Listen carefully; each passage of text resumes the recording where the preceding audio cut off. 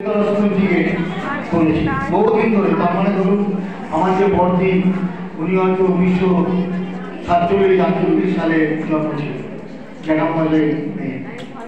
সেই তখন থেকে বেলতলা স্কুল সম্বন্ধে জানতাম। তারপরে কাছেই আমার বাড়ি, বকুল বাগানের ঠিক পাশে, বীরনাথ মল্লিক রোডে। তো আমরা এখান দিয়ে হাঁটাচলা করতাম, বেলতলা স্কুল সম্বন্ধে আমরা জানতাম, বোনেদের দিদিদের থেকে আমরা গল্প শুনেছি। তাই বেলতলা স্কুল সম্বন্ধে আমি নিঃসন্দেহ যে এই স্কুলে একবার যদি কেউ পঠন পাঠন করে নেয়, আমি মনে করি না সেই মেয়ে কোনোদিন খারাপ হবে অথবা কোনো বাজে কিছু করবে।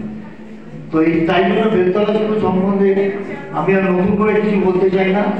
ইতিমধ্যে বেলতলা স্কুলে প্রায় 103 বছর পার করে 4র্থ বছরের দিকে এগোচ্ছি। 100 বছরের সময় আমি জড়িত ছিলাম। এখনকার হেডমিস্ট্রেস মানে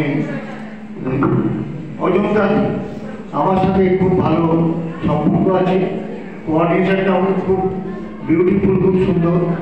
কারণ যখনই কোনো প্রোগ্রাম, কখনো কোনো মিটিং, কোনো ছোট মিটিং হলেও অথবা কোনো সাবজেক্টের গণ্ডগোল হলে, পরীক্ষার সময় কোনো 2 বছর আগে একটা পরীক্ষা, ফাইনাল অ্যানুয়াল পরীক্ষার সময়, তখন করোনা পিরিয়ড চলছিল, একটা সমস্যা আমি ফেস করছি, সঙ্গে সঙ্গে আমায় জানিয়েছি। আমি এসেছিলাম এবং আমরা সকলে যত টিচাররা ছিলেন আমরা মিলে আলোচনা করেছি, সমস্যার সমাধান করেছি। তো ওনার নেতৃত্বে আমি কাউন্সিলর 2015 সাল থেকে এই অঞ্চলে। তো প্রথম থেকে মানে 2015 প্রথম থেকে ওনাকে দেখছি, অযোধ্যা দিন। আমি মানে বলতে দ্বিধা নেই, তো বিউটিফুল ওম্যান, সমস্ত এভরি আসপেক্ট। আপনি যদি বলেন যে শুধু স্কুলের অ্যাডমিনিস্ট্রেশন সেটা নয়, এনি আসপেক্টে আমরা ওই জন্য ওনাকে 2বার সম্বর্ধনা দিয়েছি আমাদের পক্ষ থেকে। আমরা কোনো একটা দল করি, সেই দলের পক্ষ থেকে ওনাকে টিচার অফ দ্য ইয়ার এই সম্মানে আমরা সম্মান করেছি। এটা করবার সময় আমাদের যেখানে আমাদের যে কমিটি দলে, তাদের এখানে একটা মিটিং হয়েছিল এবং আমি ওনাকে বলিনি, আজকে বলছি যে এক কথায় আমি যখন প্রপোজ করলাম ওনার নামটা বেলতলা স্কুলের অ্যাডমিনিস্ট্রেট, এক কথাতে সকলে মেনে নিল। বাকি অন্যগুলো কিছু কিছু গুড ব্যাড ছিল, কিন্তু অযোধ্যাদি কোনো সকলেই বললো ঠিক আছে, যে এটা বেস্ট চুজ। তো এরকমভাবে এখানে স্কুল চলছে। প্রত্যেকটা স্কুলে প্রত্যেকটা ফাংশনে আমি আসি, প্রত্যেকটা প্রোগ্রামে আমি আসি, চেষ্টা করি।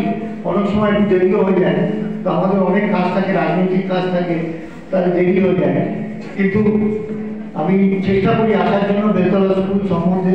আর আমি ওনাকে বলে রেখেছি, যদিও ওনার কোনো প্রয়োজন হয় না আমাকে, তবুও বলেছি যদি স্কুল সম্বন্ধে কোনো প্রয়োজন, কোনো কিছু দরকার হয়, আমি সবসময় ওনার সাথে আছি, ওনার পাশে আছি।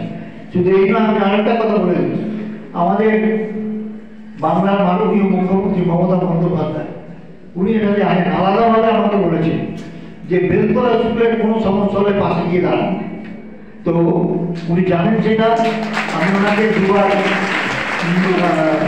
মুখ্যমন্ত্রীর কাছে মিলে গেছিলাম, সেখানেও ওনার সামনেই আমাকে বলেছে খুব মানে করে যে সবসময় যেন কোনো সময় শুনতে না পারি যে উনি কোনো কিছু সাহায্য চেয়ে পায়। তো এই বেলতলা স্কুল একটা এখন নস্টালজিক হয়ে গেছে, এই জন্য আমার দিদিরা এখানে পড়েছে। তো বেলতলা স্কুল মনে করলে একটা হচ্ছে খুব কাছে থেকে বেলতলা স্কুলকে আমরা দেখেছি। এদের মেয়েদেরও আমরা অনেকবার কুইজ কনফারেন্সে আমরা নিয়ে গেছি, প্রত্যেকবারই আমাদের মুখ রক্ষা করেছি, যেখানে নিয়ে গেছি প্রথম অথবা দ্বিতীয় ফিরেছি। It's a beautiful thing, it's a মানে রিমার্কেবল এবং আমাদের গর্বের ব্যাপার যে যখনই